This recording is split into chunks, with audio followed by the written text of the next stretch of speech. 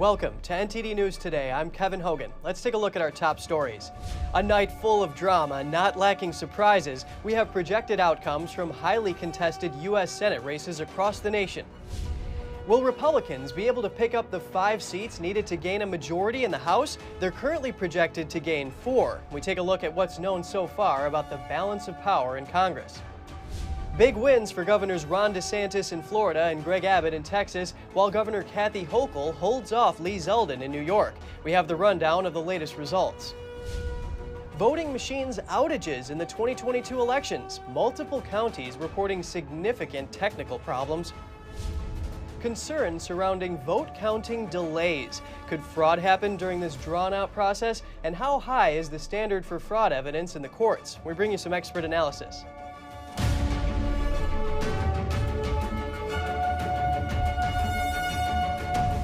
It's the day after midterm elections, and there's a lot going on. There were 35 seats at stake in the Senate, all 435 seats in the House, and 36 governor seats. And we'll also be taking a look at the balance of power in Congress. Results are still coming in, but here's what we know right now.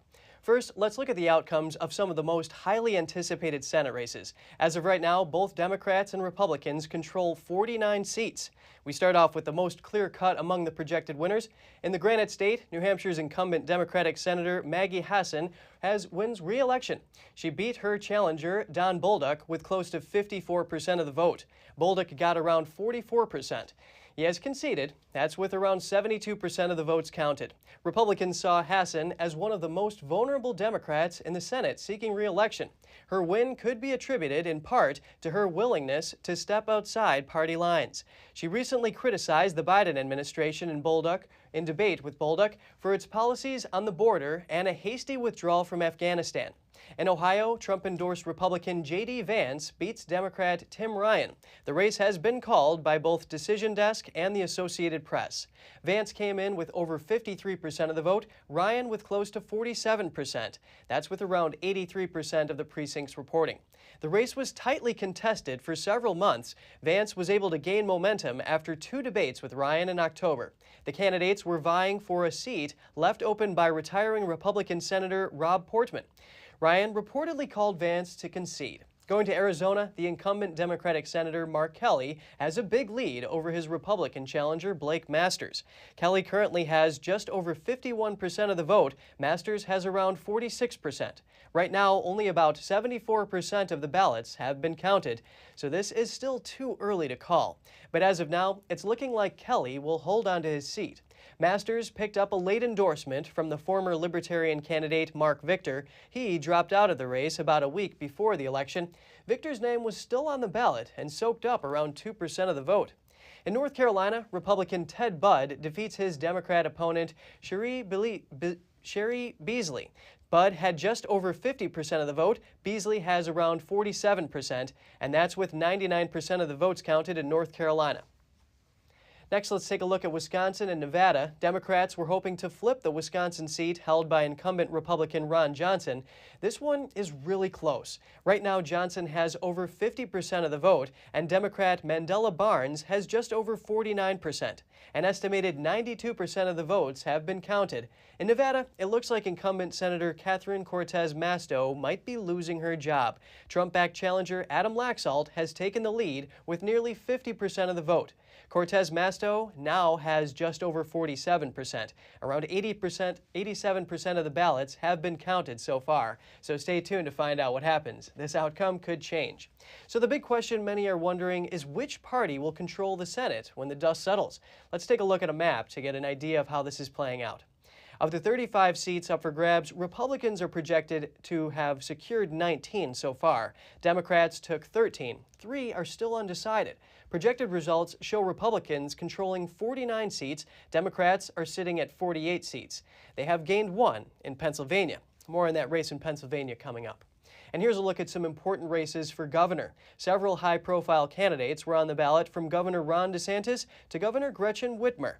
In Florida, Ron DeSantis cruised to an easy victory, defeating opponent Charlie Crist by a nearly 20% margin, 59% to 40%. DeSantis even managed to turn Miami-Dade County red. That's a feat that hadn't been accomplished in 20 years when Florida Governor Jeb Bush secured the county. We have highlighted some other results here as well. In Georgia, Brian Kemp was victorious over Stacey Abrams by a nearly 8-point margin, 53% to 45%.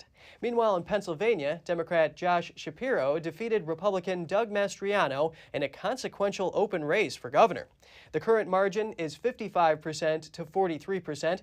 In Maine, incumbent Democrat Governor Janet Mills cruised to a smooth win over Republican Paul LePage, 55% to 42%. In Michigan, Gretchen Whitmer held on to defeat Tudor Dixon 54 to 45%. In Wisconsin, incumbent Democrat Governor Tony Evers won against Republican Tim Michels 51 to 48%. Meanwhile, in Texas, Republican Governor Greg Abbott defeated Beto O'Rourke by a double-digit margin, 55 to 43%. Now we take a look at the races for governor out west, where Kari Lake is facing off against Katie Hobbs. That race and several others are still too early to call. In New Mexico, Democratic incumbent Michelle Lujan Grisham has defeated Republican Mark Ronchetti by a margin of 52 to 46%. Libertarian candidate Karen Bedoni was also on the ballot, coming in at just under 3%. And over in Kansas, Governor Laura Kelly, a Democrat, beat Republican Derek Schmidt by just 1.5%. Kelly had been considered one of the most endangered governors in the party.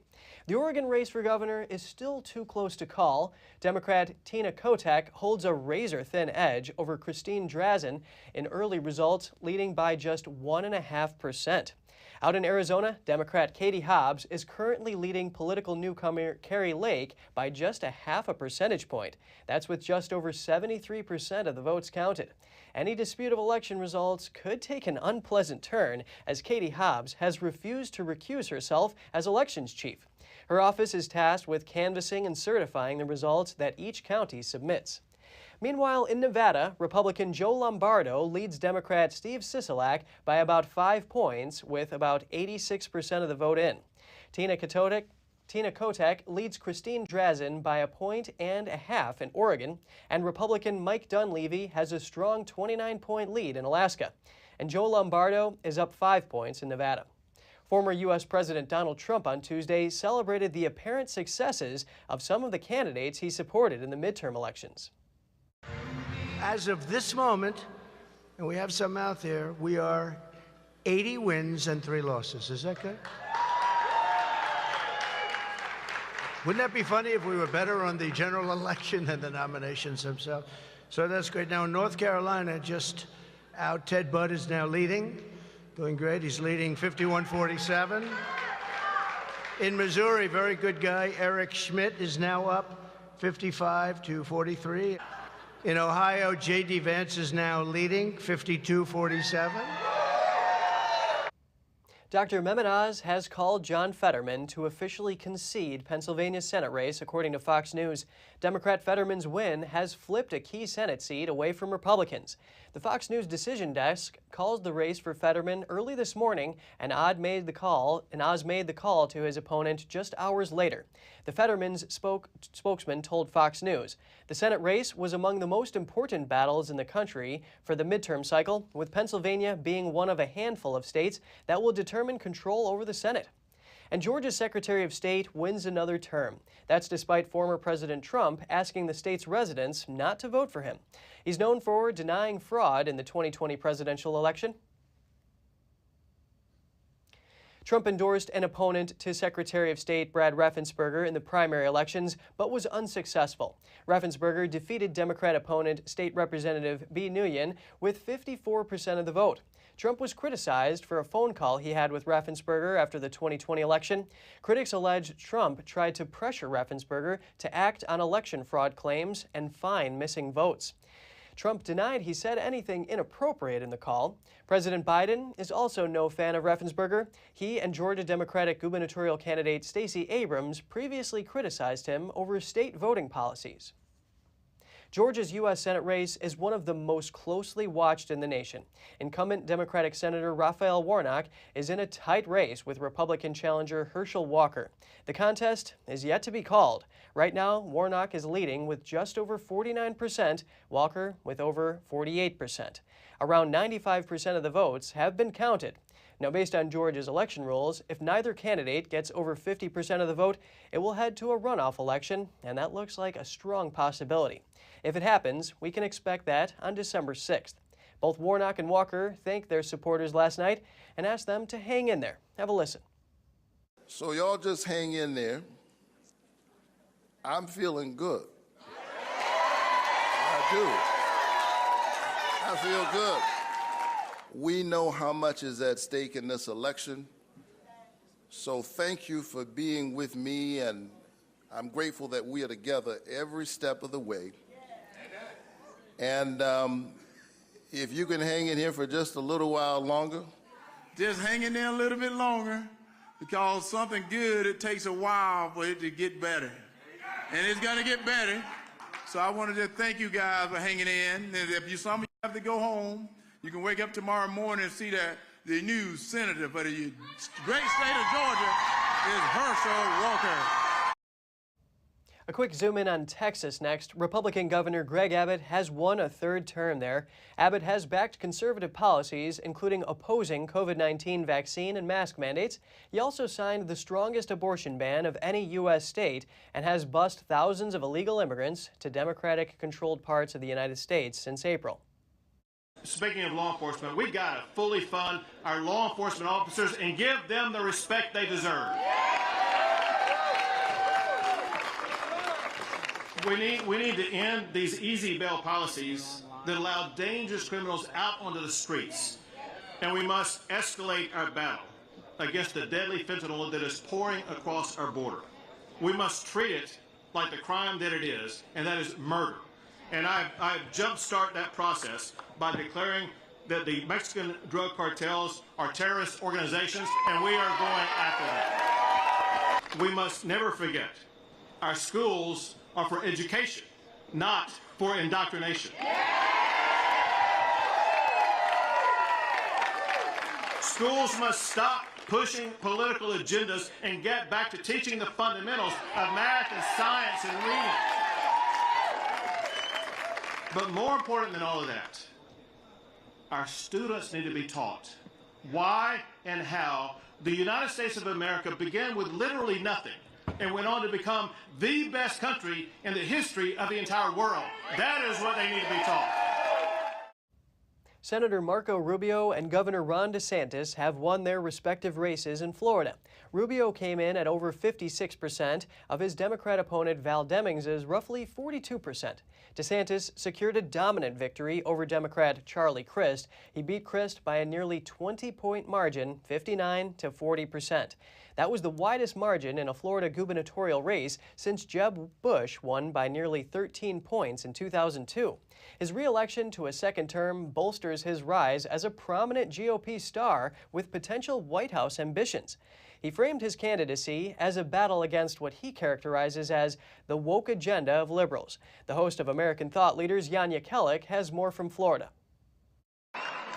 Now, we're still tallying the votes, but it's clearly apparent that this election, we will have garnered a significant number of votes from people who may not have voted for me 4 years ago. And I just want to let you know, I am honored to have earned your trust and your support over these 4 years.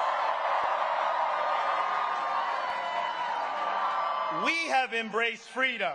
We have maintained law and order. We have protected the rights of parents. We have respected our taxpayers, and we reject woke ideology. We fight the woke in the legislature. We fight the woke in the schools. We fight the woke in the corporations. We will never, ever surrender to the woke mob. Florida is where woke goes to die. While our country flounders due to failed leadership in Washington, Florida is on the right track. I believe the survival of the American experiment requires a revival of true American principles. Florida has proved that it can be done. We offer a ray of hope that better days still lie ahead.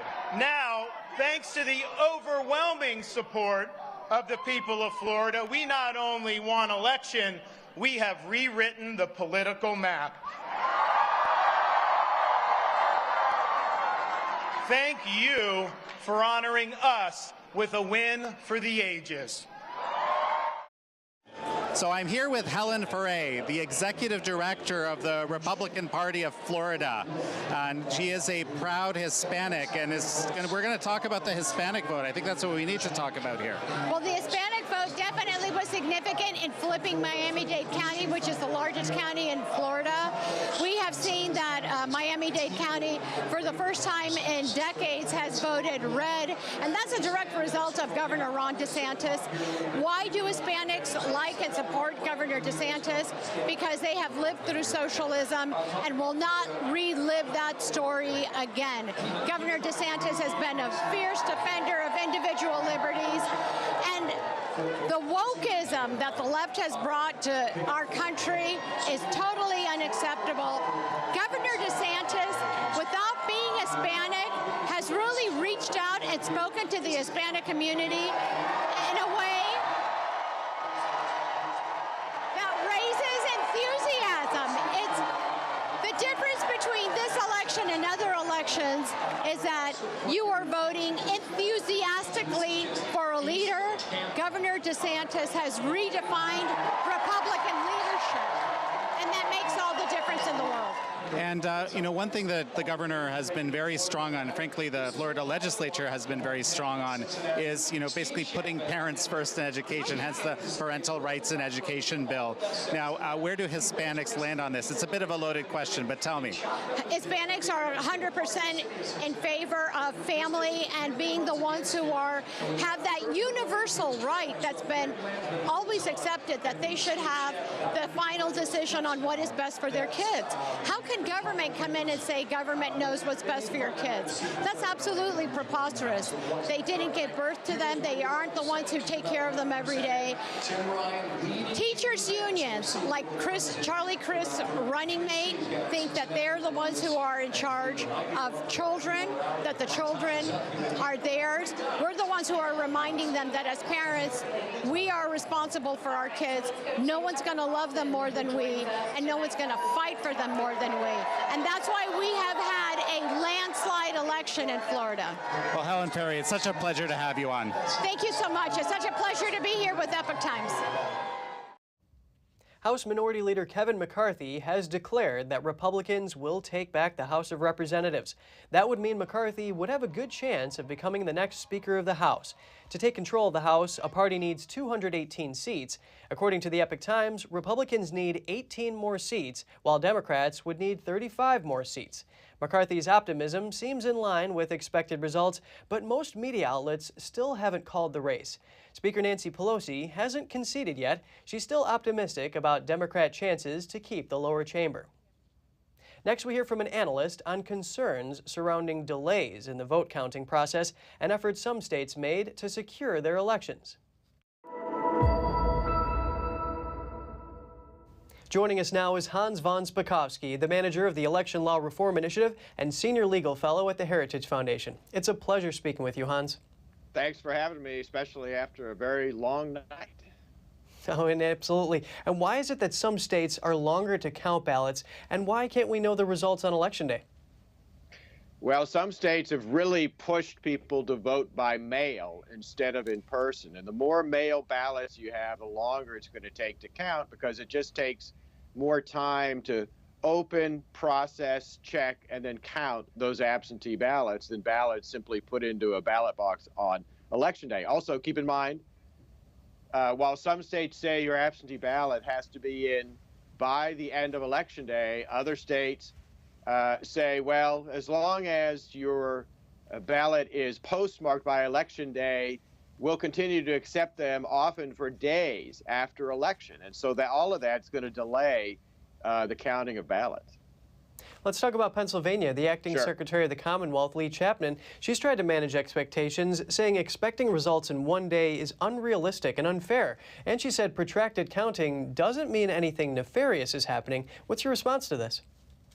Well, part of the problem in Pennsylvania is that the Secretary of State, the acting Secretary of State, and frankly, prior Secretaries of State have not done a very good job of administratively organizing the state. I mean, this is the same acting secretary who recently said that she was going to defy the U.S. Supreme Court and was telling general registrars to count ballots of voters who did not put the date on their absentee ballot, even though state law requires that. The state Supreme Court recently told her no, she has to abide by the law. But that tells you a little bit about how she operates and her inefficiency.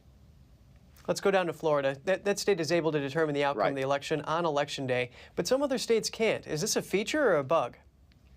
It is a feature, and what folks need to understand is that after the 2000 presidential election, where we had all those problems in Florida, Florida made a great effort to improve its election process, and that included all kinds of new efficiencies for counting ballots. For example, they open up and process absentee ballots to check, is this really a registered voter? Have they met all the requirements prior to Election Day? And then they actually start counting, and they do it very quickly and very efficiently in comparison to other states. So does this cut down on concerns about voter fraud, and does counting ballots long after Election Day give more opportunity for fraud to occur? Well, it certainly does if you don't have observers there, and that's part of the process. As you know, candidates and political parties try to have poll watchers, poll observers watching it. If counting goes on for weeks after Election Day, it's often very difficult to find folks who are willing to stand there and observe the entire process. And it's when you don't have observers that things can happen that should not be happening. Hans, I want to ask you, officials in a few battleground states like Pennsylvania, Arizona, Michigan, and Wisconsin are concerned that delays in the vote counting process will pave the way for claims of fraud to be made. How should we view this? Well, that is potentially a problem, but everyone should keep in mind that the standards in the courts for actually producing evidence of fraud are very, very high, and you often have only a very short time. So if someone simply comes in and said, well, there was a 3-week delay, no court's going to listen to that. They're going to have to come up with actual, real, substantive evidence that fraud occurred. Very good analysis. Hans von Spakovsky, Senior Legal Fellow at the Heritage Foundation, thank you so much for your time today. Sure, thanks for having me. Coming up, more on the election results from Arizona and Nevada. Our reporters on the ground bring us the details. And what happened to the red wave many were predicting? We have analysis from former California gubernatorial candidate Larry Elder after the break.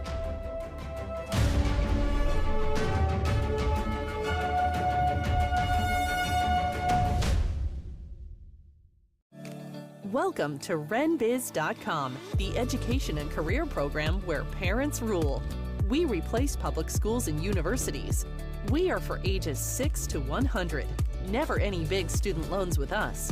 You graduate with a traditional diploma, a university degree, and your own family business. Adults returning to obtain better careers. Parents looking for better academic and career opportunities for their kids. At Business Occasion, you spend 50% of your time on traditional education and 50% on business education, including setting up your own family business. Learning is in your small, in-person pods of 6 to 10 students. At Renaissance Business Occasion, aka RenBiz.com, graduation means you have a degree and your own family business. Like education always should have been, a transition to getting a career.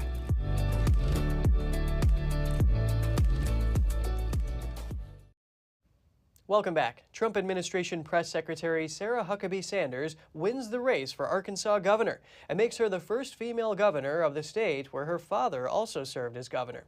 In her victory speech, she spoke of her father's greatness as governor of the state, yet said she hopes to outdo him. She won the race with over 63% of the vote versus her Democratic opponent, Chris Jones. Former President Trump encouraged Sanders to run for office when she left her post in his administration in 2019. Leslie Rutledge won the race for the state's lieutenant governor. Sanders' father said it makes Arkansas the first state in America to have both a governor and lieutenant governor who are women. Rutledge also won the race with a sizable lead of over 64% of the vote. Michigan Governor Gretchen Whitmer won a second four-year term in yesterday's election, defeating Republican challenger Tudor Dixon. The race in the battleground state centered on abortion access. This after the U.S. Supreme Court's overturning of Roe v. Wade. Whitmer filed multiple lawsuits in state courts to block a 1931 law banning abortion from taking effect. With over 80% of the votes in, Whitmer was up around 9 points, 54 to 45%. I am so happy to be here with all of you and my family and my partner in governance and all the phenomenal Michiganders who worked so hard to make sure that our voices were heard, to make sure that we set our state on the course that is focused on the future, that is focused on solving problems, not demonizing others. Nevada's U.S. Senate race was close throughout early polls. Most polls had the candidates tied at 47%. Late in the race, GOP challenger Adam Laxalt gained on his Democratic opponent, incumbent Senator Catherine Cortez Masto. Cortez Masto's seat was seen as one of the most likely to flip for Republicans. Early vote counts had the incumbent leading and looking like she might win. Laxalt has now taken the lead with around 87% of the votes in. The Trump-endorsed candidate is currently sitting just under 50%. Senator Cortez Masto has just over 47%. Here's NTD's David Lamb on the technicalities of the race. John, so how long do you think we'll be staying here until the election results come out? Well, it could be quite a while, Dave, because the Nevada has a rule where they will not release results until all 17 counties have gotten their results and have had them compiled. And what we've been hearing is people were waiting online when the polls closed at 7 o'clock, and if you are online, they allow you to vote. So there were still people voting in Washoe County, which is the second largest county where Reno is, and other precincts here in Las Vegas, where 70% of the people live in Clark County. So, there were people still voting at 7:30, 7:40. So we might not be getting results, at least first batches of results, till maybe like 9 or 10 o'clock PST. The race for governor in Nevada has yet to be called. Republican Joe Lombardo currently leads Democrat Steve Sisolak by 5 points. With 87% of the vote counted, it's Lombardo at 50 and Sisolak at 45%. And keep your fingers crossed, keep supporting, keep saying your prayers, and we're going to be successful, and then we're all going to get back together again and have a real party, all right?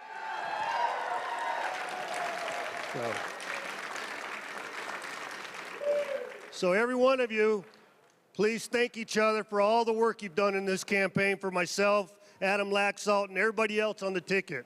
Everybody else on the ticket, because we've worked hard, because we want to ensure that we put our state back on the right track. Because we can all agree we're going in the wrong direction. We spoke with Nevada voters on Election Day to hear their sentiments. Here are some of the thoughts and concerns they expressed.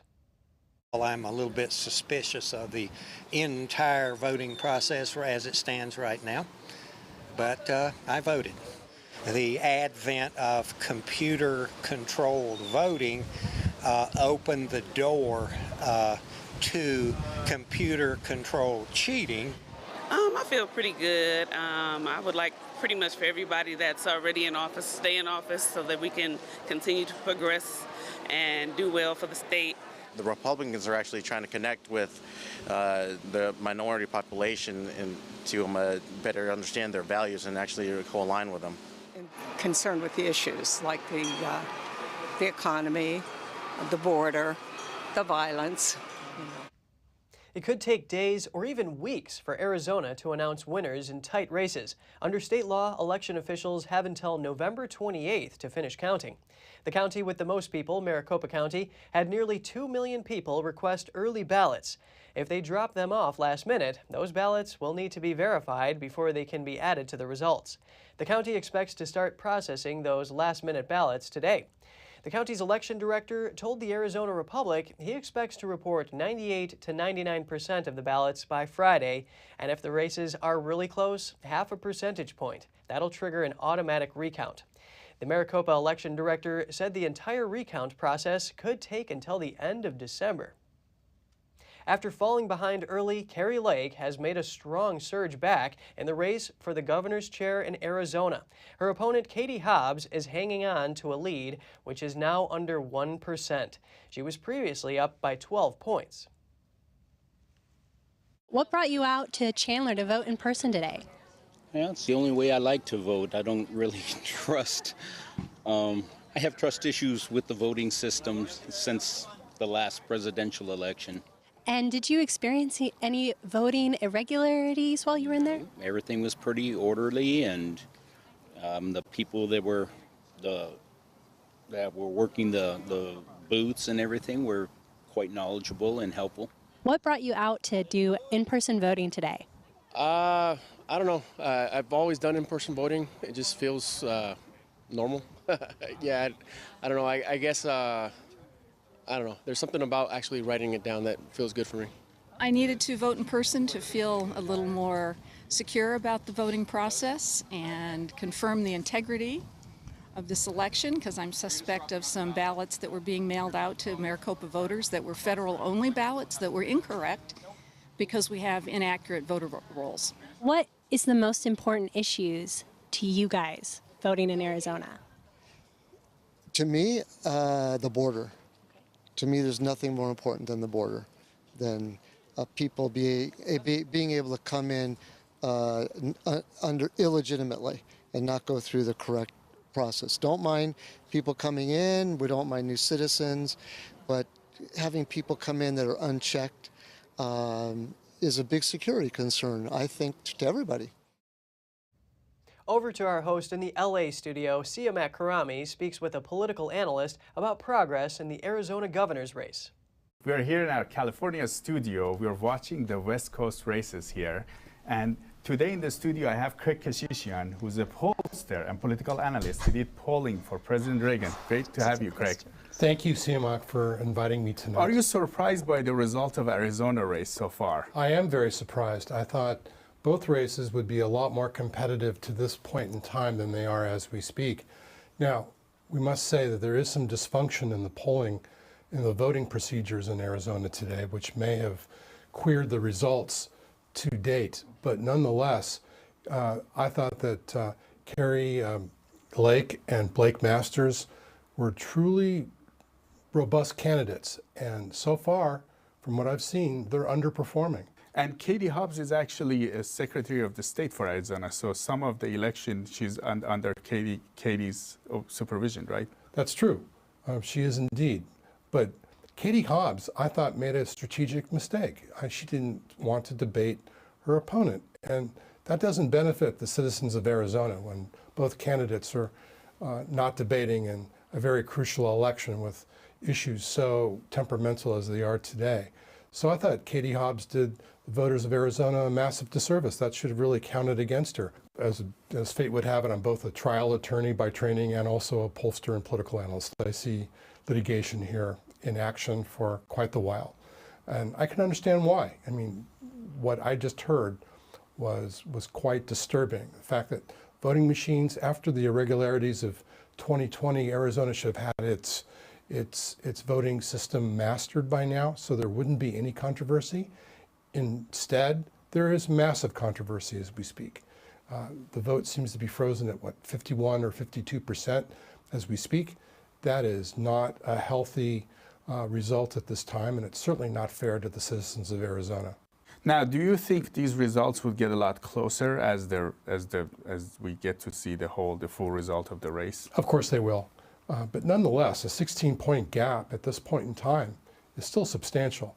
It takes a lot of heavy lifting for that bridge to be mounted. Historically, the party of a first-term president loses ground during the midterm elections. This, along with other factors, had many pollsters and analysts predicting a red wave or even a tsunami. Right now, the GOP has picked up a few seats in the House, and the Senate is still a toss-up. Cindy Druckier from NTD's The Nation Speaks got some analysis from Larry Elder, the host of The Larry Elder Show. He says the expected red wave did not materialize. Look, I'm flabbergasted. It seems to me 40-year inflation, Crime through the roof in many cities. Philadelphia is setting records for homicides. Soft on crime Democrats. At least 2 million people illegally in this country because of the borders. It seems to me that it was all teed up, all lined up, a perfect storm for Republicans to do really well. So I'm very, very surprised. I just think the polls have become increasingly unreliable. I don't think people trust them. I think people don't tell them the truth. And I think it's hard to poll people when people are on cell phones. So I just think increasingly they're unreliable. I look at the betting parlors, and the betting parlors over in Great Britain had the Republicans taking the House, and they had them taking the Senate, but they also had them taking the House and the Senate, again, by odds that apparently are not going to come to fruition. So everybody got it wrong. I also think one other thing happened.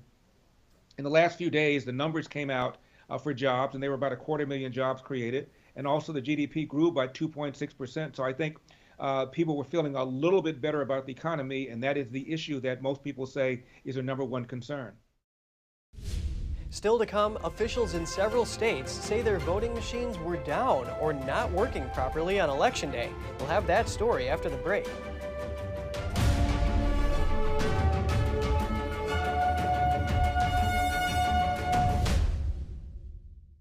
As Americans, it seems like other people have been telling us what to do, how to live, and how to think. But that's not how we founded the greatest nation on earth. During times of powerlessness, we found power. And we found power through taking action. Through action, we find solutions. And through solutions, we find freedom. The supply shortage has made it harder than ever to keep your shooting skills sharp at the range. Introducing Strikeman, a laser firearm training system that allows you to practice your shooting skills at home without wasting a dime on ammo. Using our laser cartridge, target, phone mount, and award-winning phone app, become a proficient shooter in under 2 weeks. Create training templates with firearm drills, and get live feedback with progress tracking on your shot accuracy and shot times. Beat personal records and compete with friends and family to crown the best shooter in the group. Put the power back in your hands with Strikeman.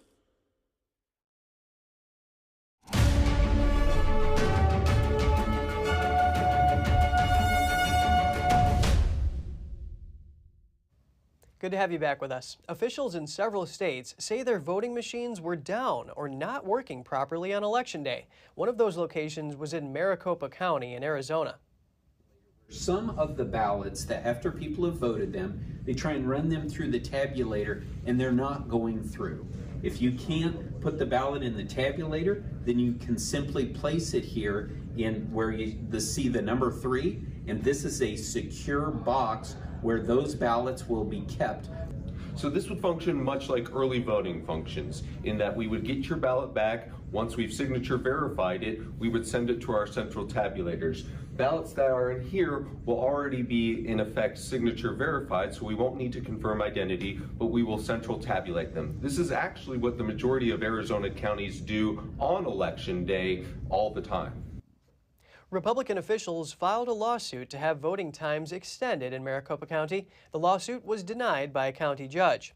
In Mercer County, New Jersey, all of the voting machines county-wide were not working. The West Windsor Township Clerk, Gay Huber, attributed the issue to a county-wide system outage. Huber says voters were still able to vote on a standard ballot at polling locations. In Harris County, Texas, at the Metropolitan Multi-Service Center, only 10 out of 50 voting machines were functioning. The same county saw another location with computer problems, leaving only 2 voting machines in working condition. Indianapolis also experienced glitches with their voting machines. U.S. Cybersecurity Chief Jen Easterly warned before the elections that errors and glitches were likely to occur. She described such occurrences as normal and nothing to be considered nefarious. She says it happens during every election, and there are multiple layers of security built into the system. Democratic New York Governor Kathy Hochul and Senate Leader Chuck Schumer celebrated on election night as preliminary results gave them an edge over their Republican challengers. Hochul currently leads Zeldin 53% to 47%, with 86% of the votes counted. Hochul went against Lee Zeldin, a congressman from Long Island, and Schumer faced off with Republican Joe Pinion. Hochul succeeded Andrew Cuomo after his resignation and was seeking a full term as governor. Chuck Schumer just won his 5th re-election to the U.S. Senate since 1999. New York's Attorney General Letitia James also celebrated her re-election on the same stage as Hochul and Schumer. The glass ceiling, like the one that's above us here today, has finally been shattered in the state of New York, and you made it happen. I am so proud and so honored that the people of New York have given me another term to keep doing what I love, fighting to deliver real results for New York in the U.S. Senate. We sent a message, a shot across the bow, to the most powerful companies and people who believe that they're above the law, that they are not, and that this Attorney General will hold them accountable. Democratic Representative Tim Ryan conceded the Ohio U.S. Senate race to Republican J.D. Vance. Trump-endorsed Vance came in with over 53% of the vote. Ryan has close to 47%. That's with an estimated 83% of the votes counted. Ryan told supporters it was a privilege to concede. I have a privilege right now, a privilege, as someone who was the Democratic nominee. I have the privilege to concede this race to J.D. Vance, because the way this country operates is that when you lose an election, you concede, and you respect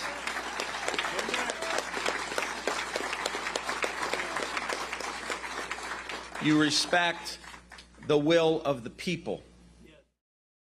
To the people of Ohio, I want to say something. I know, of course, we won a very good victory, and I'm very proud of it. Because of all of you, we won a great victory. But I want to say everything to whether you voted for me or not, if you're watching on TV, whether you voted for me or not, the thing that I promise to do is go to the United States Senate and fight every single day for the people of Ohio. Thanks to you, we get an opportunity to do just that.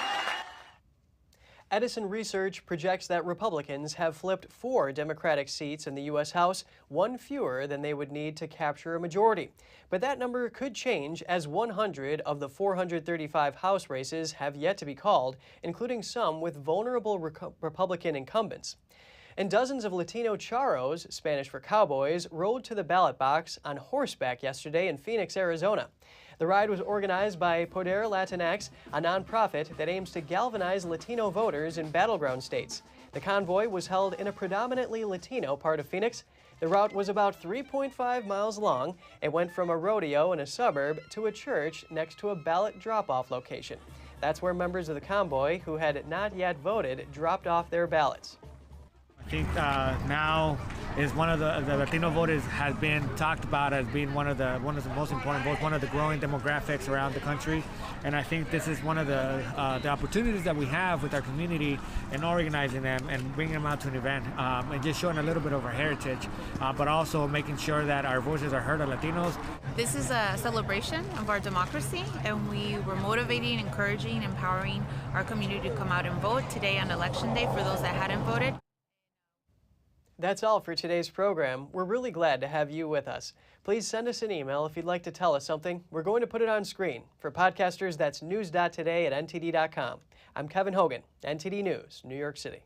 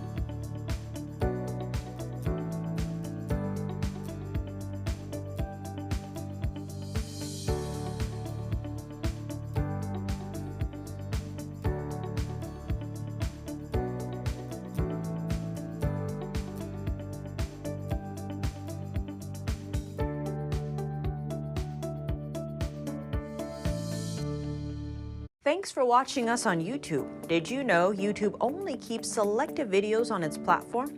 So if you want to make sure you get the full picture, just subscribe to our newsletter. Go to newsletter.ntd.com and sign up. It's free.